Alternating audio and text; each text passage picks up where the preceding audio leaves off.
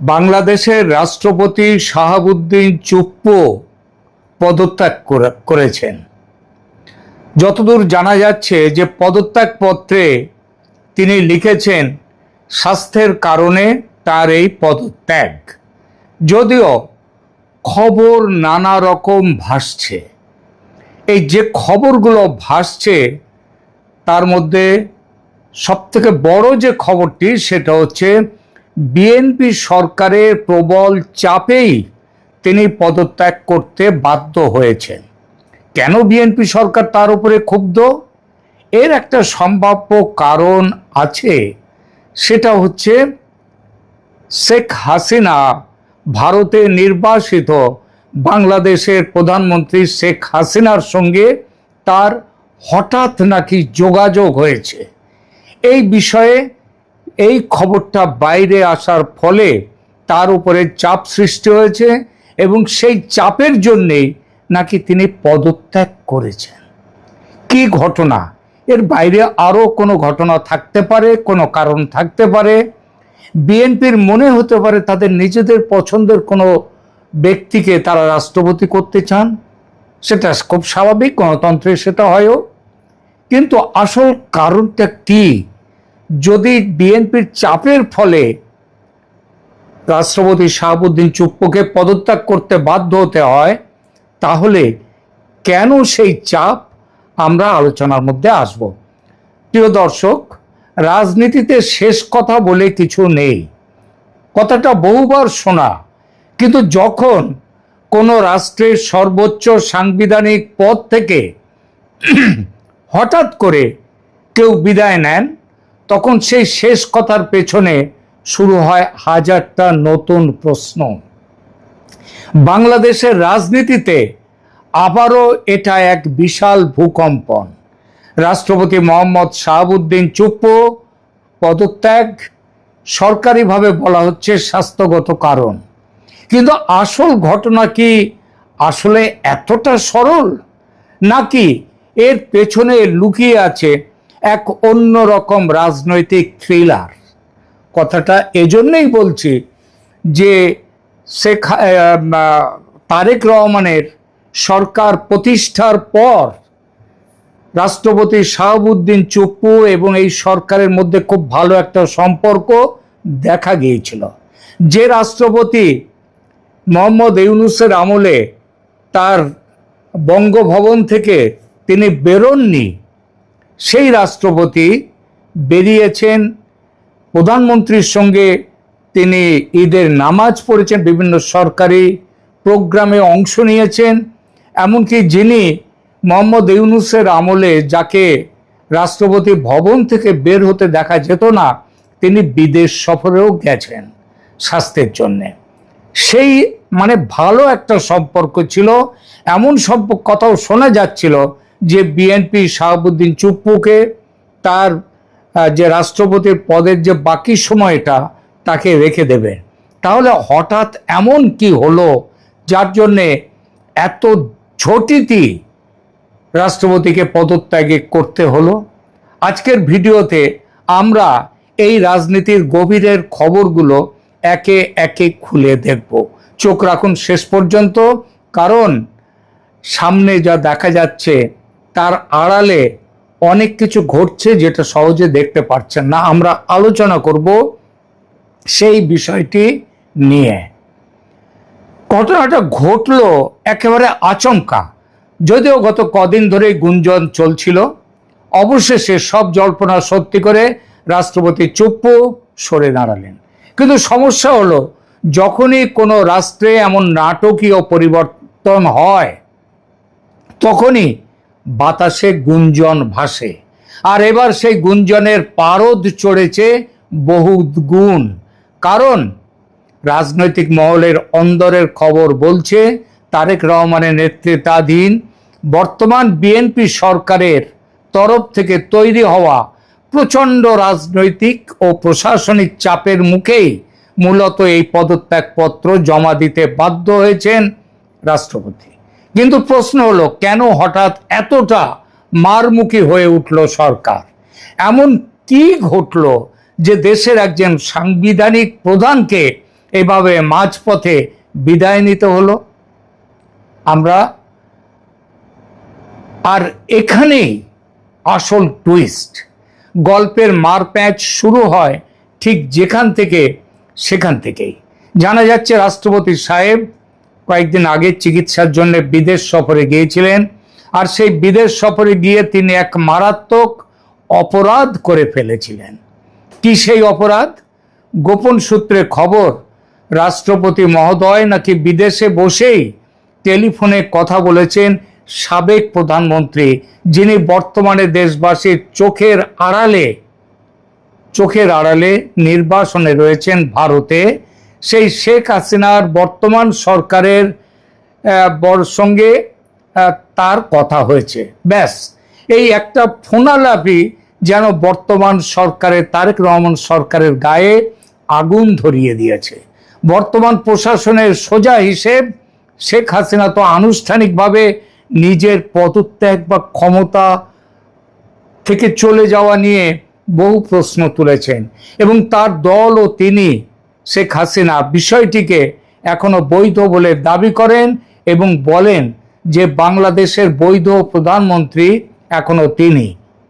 এমত অবস্থায় দেশের রাষ্ট্রপতি যদি সেই সাবেক নেত্রীর সঙ্গে গোপন আলাপে লিপ্ত হন, তবে তো কেল্লা ফতে, সরকার মারাত্মক আশঙ্কায় পড়ে গেল।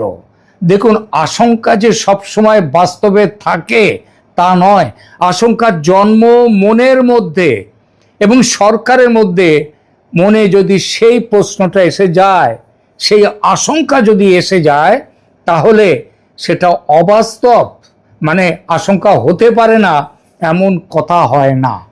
এখন আমাদের বড় প্রশ্ন হলো, এই আশঙ্কার কি আসলে কোনো ভিত্তি ছিল বা আছে, নাকি সরকার নিছক আতঙ্কে ভুগে এই সিদ্ধান্তটা নিল যে রাষ্ট্রপতিকে চলে যেতে হবে? আইনি বিশ্লেষকরা বলছেন আশঙ্কা অমূলক নয়, অমূলক ছিল না, তার ভিত্তি ছিল। বাংলাদেশের সংবিধান অনুযায়ী রাষ্ট্রপতি প্রজাতন্ত্রের এমন এক অনন্য স্তম্ভ, যার সই ছাড়া বা যার ইশারায় বহু বড় সাংবিধানিক সিদ্ধান্ত তৈরি হতে পারে বা আবার শূন্যতাও তৈরি হতে পারে। সরকারের শীর্ষ মহলের ভেতরে একটা চরম ভীতি কাজ করতে শুরু করেছে যে রাষ্ট্রপতি শাহাবুদ্দিন চুপ্পু যদি সুযোগ বুঝে বা সাবেক প্রধানমন্ত্রীর সঙ্গে কোনো অদৃশ্য বোঝাপড়ার মাধ্যমে এমন কোনো সাংবিধানিক প্যাঁচ কষেন যা বর্তমান সরকারের বৈধতাকে চ্যালেঞ্জ করে, তাহলে তো পুরো দেশে এক আইনি গৃহযুদ্ধ বা সাংবিধানিক সংকট শুরু হয়ে যাবে। বিশেষত একটি আন্তর্জাতিক সমাজ, শুধু ভারত নয়, ভারতের সঙ্গে পশ্চিমা বিশ্ব এবং আমেরিকারও যোগাযোগ একটা চলছে যে তারেক রহমান সরকারের চীন প্রীতির কারণে তাকে ক্ষমতা থেকে সরিয়ে আবার শেখ হাসিনাকে ক্ষমতায় নিয়ে আসা। এবং এই প্রক্রিয়ার মধ্যে যদি শাহাবুদ্দিন চুপ্পু সায় দিয়ে দেন, যদি শেখ হাসিনা দেশে চলে যাওয়ার পর তিনি যদি বলেন যে শেখ হাসিনাই দেশের প্রধানমন্ত্রী, বৈধ প্রধানমন্ত্রী আছেন, এবং তাতে যদি বাংলাদেশের সেনা যদি তাতে কোনো রকমভাবে মত দেয়, সহমত হয়, তাহলে একটা ভয়ঙ্কর সাংবিধানিক মারপ্যাঁচ শুরু হয়ে যাবে। সংবিধানের মারপ্যাঁচ কেমন মারাত্মক হতে পারে তা তো আপনারা গত 2 বছরে হাড়ে হাড়ে টের পেয়েছেন বাংলাদেশে। তাই বর্তমান সরকার কোনো ঝুঁকি নিতে চায়নি। তারেক রহমানের সরকার পরিষ্কার বুঝেছে রোগ সারাতে হলে গোড়া থেকেই উপড়ে ফেলতে হবে। আর সেই গোড়াটা কে? গোড়াটা রাষ্ট্রপতি। কারণ রাষ্ট্রপতি শেখ হাসিনা ডিসেম্বরের মধ্যে, অনেকে বলছেন অক্টোবরেও তিনি ফিরে আসতে পারেন, এবং যদি তিনি দেশে ফেরেন তাহলে একটা সাংবিধানিক সংকট, শেখ হাসিনাকে দিয়ে রাষ্ট্রপতি তৈরি করে ফেলতে পারেনি। আর তার পেছনে যদি বাংলাদেশ সেনার, কারণ বাংলাদেশ সেনা তো নিজের মতে চলে না, তাকে চালায় আন্তর্জাতিক চক্র, বাংলাদেশ সেনা যদি সেই সিদ্ধান্তে রাষ্ট্রপতির তাতে যদি সহমত হয়, তাহলে তারেক রহমান সরকারের বিদায় তো কয়েক মিনিটের ব্যাপার। আর এই যে ভাবনাটা, তার মানে রাষ্ট্রপতি রয়েছেন সবকিছুর গোড়ায়, অতএব গোড়াটাকে উপড়ে ফেলতে হবে। আর সেই সুদূর প্রসারী ভাবনা থেকেই রাষ্ট্রপতিকে বিদায় করে দিয়ে সেই সম্ভাব্য সাংবিধানিক রন্ধ্রপথ চিরতরে বন্ধ করে দেয়া হলো রাষ্ট্রপতিকে সরিয়ে। একে মিলিটারির ভাষায় বলে প্রিএমপ্টিভ স্ট্রাইক, বা আক্রমণ আসার আগেই আগাম আক্রমণ। প্রতিপক্ষ কিছু বুঝে ওঠার আগেই নিজের কোণ সুরক্ষিত করে নেয়া। নতুন সরকারের জন্য এই মুহূর্তে স্টেবল বা স্থিতিশীল থাকাটা সবচেয়ে বড় চ্যালেঞ্জ। সেখানে বঙ্গভবনে বসে যদি কেউ উল্টো রথের যাত্রা শুরু করেন, তবে তা সহ্য করার মতো বিলাসিতা এই সরকারের নেই। কারণ এই সরকার তৈরি হয়েছে অনেক কিছু ইফস অ্যান্ড বাটস এবং প্রশ্ন নিয়ে। তাই স্বাস্থ্যগত কারণের লেবেল সাঁটিয়ে কার্যত এক প্রকার বাধ্য করা হলো রাষ্ট্রপতিকে চলে যেতে। তাকে বাধ্য করা হলো পদত্যাগপত্র জমা করতে স্পিকারের কাছে। এর মাধ্যমে সরকার দুটো মেসেজ পরিষ্কার করে দিল। এক, ক্ষমতার কেন্দ্রে এখন ছক কাটার দিন শেষ। দুই, কোনো সাংবিধানিক ফাঁকফোকর দিয়ে পুরনো লবিকে বা শেখ হাসিনাকে আর কামড় বসাতে দেয়া হবে না। তাহলে দিনের শেষে কি দাঁড়ালো? শাহাবুদ্দিন চুপ্পুর এই বিদায় কেবল একজন ব্যক্তির পদত্যাগ নয়, এটি ক্ষমতার নতুন সমীকরণে এক মহা অভিযানের অংশ। শেখ হাসিনাকে কেন্দ্র করে তৈরি হওয়া সেই অদৃশ্য সাংবিধানিক ভূতকে এইভাবেই ঘাড় থেকে ঝেড়ে ফেলল বর্তমান প্রশাসন। প্রিয় দর্শক, আপনাদের কি মনে হয়, রাষ্ট্রপতির এই পদত্যাগ কি কেবলই এক স্বাভাবিক প্রশাসনিক বদল, নাকি এর পেছনে লুকিয়ে আছে আরো বড় কোনো রাজনৈতিক চাল? কমেন্ট বক্সে আপনাদের মূল্যবান মতামত জানান। ভিডিওটি ভালো লাগলে লাইক করুন আর সাবস্ক্রাইব করুন ক্যালকাটা ডায়ালগস। কারণ আমরা শুধু খবর দেখাই না, খবরের ভেতরের খবরটা খুঁজে বার করি। ধন্যবাদ। নমস্কার, আমি তরুণ ঘোষ। আগামী 29 তারিখ সার্জিও গোর বাংলাদেশ যাচ্ছেন।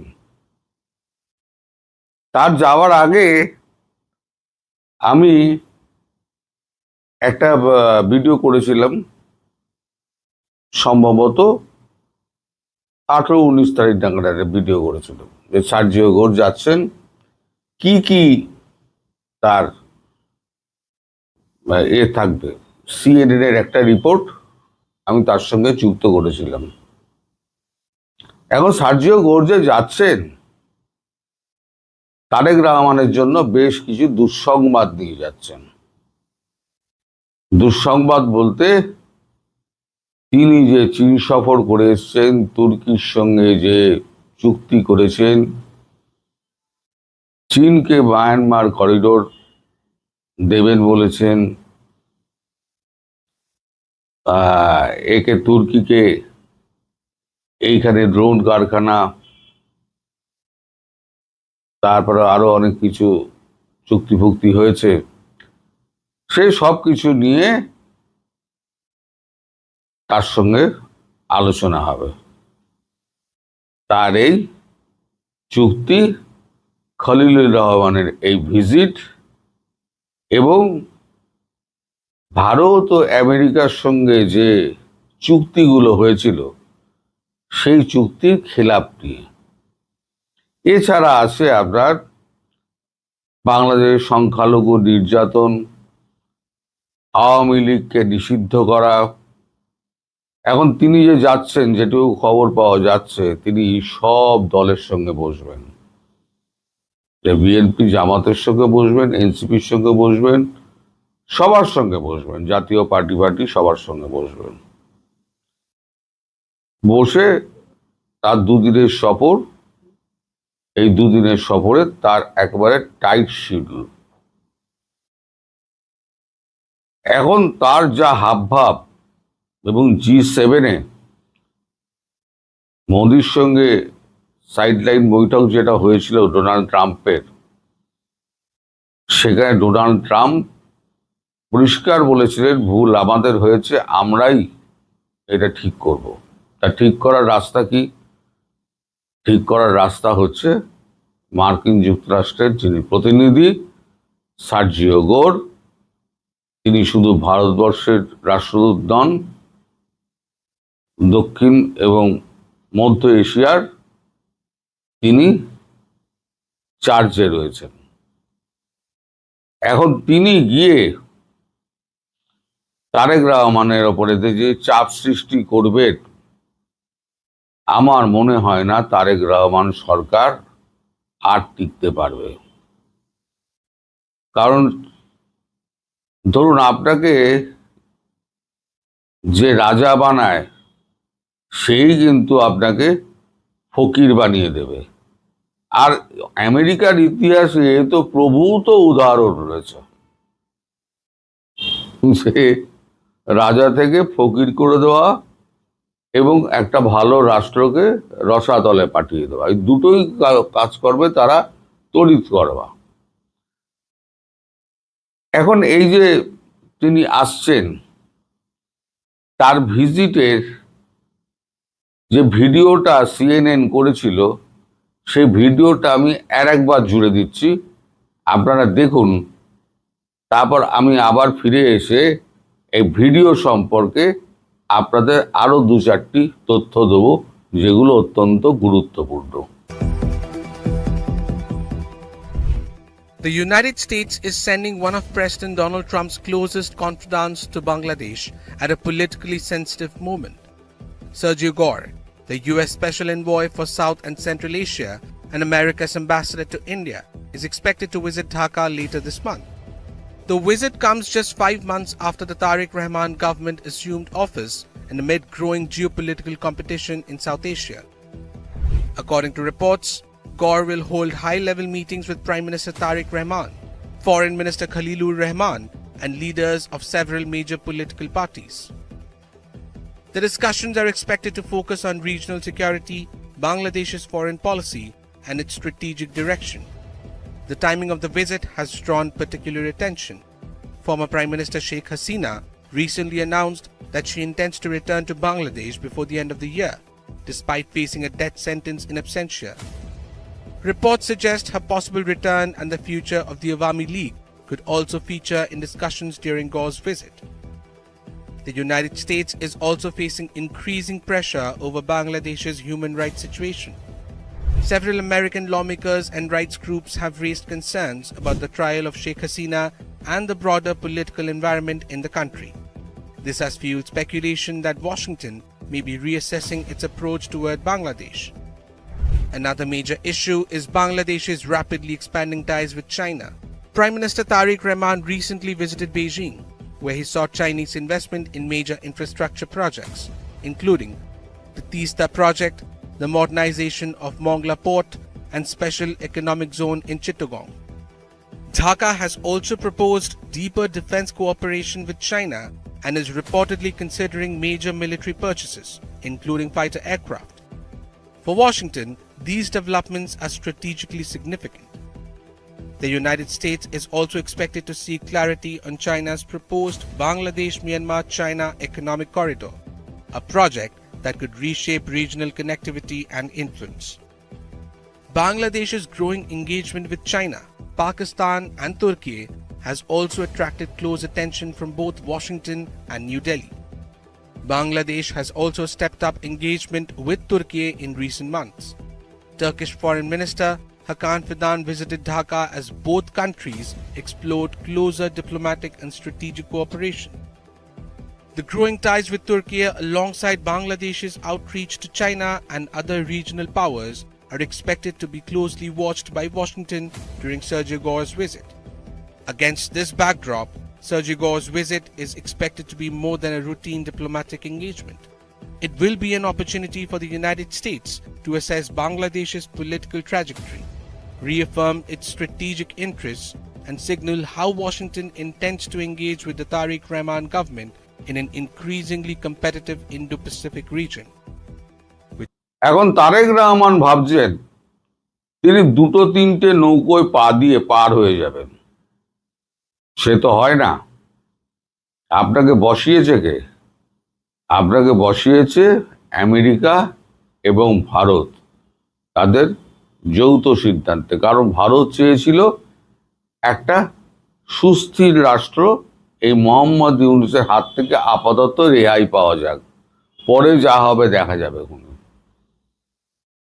আওয়ামী লীগকে ফেরাবেনি, কিন্তু সেটা মোহাম্মদ ইউনূসকে আগে সরিয়ে বিকল্প একটা সরকার স্থাপন করে তারপরেতে সেটাকে দিয়ে ব্যবস্থা করা। সব থেকে মারাত্মক যেটা হলো এই শাহাবুদ্দিন চুপ্পু রাষ্ট্রপতি, তাকে সরিয়ে দেওয়া। অর্থাৎ আওয়ামী লীগের সঙ্গে যারা সম্পৃক্ত ছিলেন তাদেরকে একে একে তারেক রহমান সরকার বিদায় করছে। তার মানে আওয়ামী লীগকে নিশ্চিহ্ন করে দাও। ভারত এবং মার্কিন যুক্তরাষ্ট্র কেউ এটা মানবে না। বর্তমান পরিপ্রেক্ষিতে দুটো দেশের কেউই মানবে না। এ সম্পর্কে আগেও আমি একটা ভিডিও করেছিলাম। আমি বলেছিলাম যে ভারতকে বলেছে যে আমরা সাহায্য করব। ভারত বলেছিল, প্রথম বলেছিল না আমরা নিজেরাই করে নেব। তারপরে আবার যখন কথাবার্তা হয় তখন বলা হয় ঠিক আছে আপনারা করুন। মার্কো রুবিওর সঙ্গে যখন জয়শঙ্করের কথা হয় আপনারা করুন, ভারতের সাহায্য লাগলে ভারত নিশ্চয়ই করবে।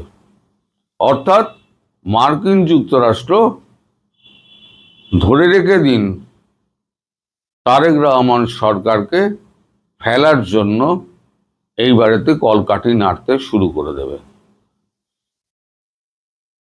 এই যে সেপ্টেম্বর আমি বলেছি না, মানে আমি বলিনি, সেপ্টেম্বর যেটা আপনাদের প্রধানমন্ত্রী বলেছেন, তিনি সার্জিও গোরের সঙ্গে কথা বলেই কিন্তু বলেছেন। এই ভিডিওতে বলেছিলাম সার্জিও গোরের সঙ্গে তার দীর্ঘ আলাপ হয়েছে এবং তিনি বলেছেন অজিত দোভালকে সার্জিও গোরের সঙ্গে আমার দীর্ঘ আলাপ হয়েছে, আমি কথাবার্তা বলে নিয়েছি। অর্থাৎ শেখ হাসিনা তিনি পুরোটা জেনে নিয়ে সম্ভাব্য টাইমটা তিনি বিচার বিবেচনা করবেন। এখন আপনারা বলতে পারেন সেপ্টেম্বরের মধ্যে কি তারেক রহমান সরকার পড়ে যাবে? সেপ্টেম্বরের মধ্যে হয়তো পড়বে না, কিন্তু এমন হাত পাগুলো কেটে দেবে না আপনার মার্কিন যুক্তরাষ্ট্র যে একটা পুতুল সরকার বসে থাকবে এবং ব্রেন ক্রিস্টেনসেন পুরো দেশটা চালাবেন। তখন শেখ হাসিনা দেশে ফিরবেন এবং তার নিরাপত্তার ব্যবস্থাগুলো আমেরিকা দেখবে। সঙ্গে তো ভারত আছেই। ফলে এই যে বিএনপিতে এখন যারা বড় বড় কথা বলছেন না, তাদের বড় বড় কথা বলা কিন্তু বন্ধ হয়ে যাবে খুব শিগগির। সার্জিও গোর ফেরার পরে দেখবেন পরিস্থিতি আমূল বদলে গেছে। তারেক রহমানের হাত পা ঠান্ডা হয়ে যাবে এবং কি করবেন বুঝতে পারবেন না। তিনি পদত্যাগ করে না বিদেশে পালান। আমার এইটি হচ্ছে ভয় যে তারেক রহমানটা পলাতক হতে পারে। কাউকে পালাতে দেওয়া যাবে না। সব কটা দেশে আটকে রাখুন, সব কটার বিচার ওই আদালতে হবে। তারপর আদালতের মাধ্যমে সমাধান হবে কে দোষী কে নির্দোষী। সবাই ভালো থাকবেন, সুস্থ থাকবেন, সাবধানে থাকবেন। নমস্কার।